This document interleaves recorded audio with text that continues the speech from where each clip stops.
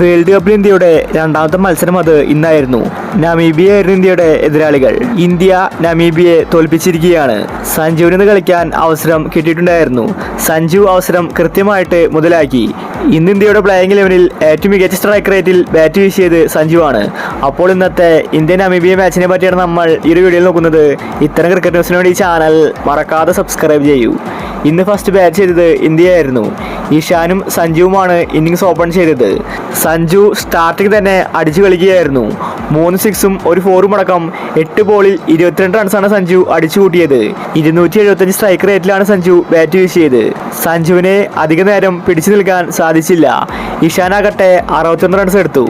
പിന്നീട് വന്ന തിലക്, സൂര്യ എല്ലാവരും തന്നെ പെട്ടെന്ന് ഔട്ടായി മടങ്ങി. എങ്കിലും ഇന്ത്യ 10 ഓവറിൽ 100 റൺസ് കടന്നിരുന്നു. പിന്നീട് ഹാർദിക് പാണ്ഡ്യയുടെ ഒരു വെടിക്കെട്ടാണ് നമ്മൾ കണ്ടിട്ടുണ്ടായിരുന്നത്.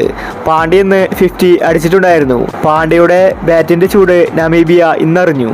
പാണ്ഡ്യ പോയ ശേഷം ഇന്ത്യയുടെ വിക്കറ്റുകൾ പെട്ടെന്ന് പോകുന്ന കാഴ്ചയാണ് കാണാൻ സാധിച്ചത്. ശിവം ദുബെ റൺഔട്ടിൽ പുറത്തായി. പിന്നീട് റിങ്കു സിംഗ്, അക്സർ പട്ടേൽ തുടങ്ങി എല്ലാവരും പെട്ടെന്ന് ഔട്ടായി മടങ്ങി. അവസാനത്തെ 2 ഓവർ ഇന്ത്യ ശരിക്ക് കളിച്ചില്ല. ഇല്ലെങ്കിൽ ഇന്ത്യക്ക് ഒരു 250 റൺസ് എടുക്കാമായിരുന്നു. ആദ്യത്തെ 10 ഓവർ നല്ല ബാറ്റിംഗ് കാഴ്ചവെച്ചതുകൊണ്ട് ഇന്ത്യക്ക് ഇന്ന് നല്ല സ്കോറാണ് ലഭിച്ചിട്ടുണ്ടായിരുന്നത്. 20 ഓവറിൽ 9 വിക്കറ്റ് നഷ്ടത്തിൽ 209 റൺസാണ് ഇന്ത്യ ഇന്ന് എടുത്തിട്ടുണ്ടായിരുന്നത്.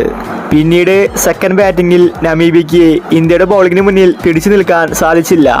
നമീബിയയുടെ വിക്കറ്റുകൾ സ്റ്റാർട്ടിംഗ് തന്നെ പോകുന്നുണ്ടായിരുന്നു. ഇന്ത്യ നമീബിയയെ ഒതുക്കി കളഞ്ഞു. അങ്ങനെ ഇന്ത്യ വേൾഡ് കപ്പിലെ തുടർച്ചയായ 2ാം വിജയമാണ് നേടിയിരിക്കുന്നത്.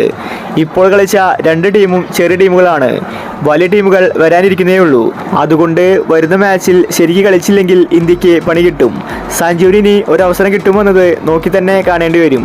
അപ്പോൾ ഇത്തരം ക്രിക്കറ്റ് ന്യൂസിന് വേണ്ടി ഈ ചാനൽ മറക്കാതെ സബ്സ്ക്രൈബ് ചെയ്യൂ.